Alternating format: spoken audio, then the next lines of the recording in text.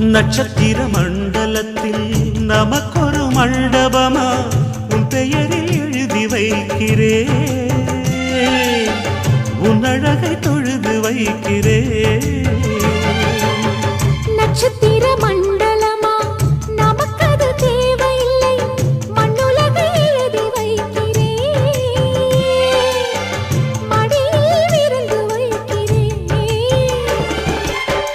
இலையிட்ட விருந்திலே ஆறு சுவைதான், இளமையின் விருந்திலே நூறு சுவைதான். இதில் காமம் பாதி காதல் பாதி கவிஞர் நமக்கு சொன்னதுதான்.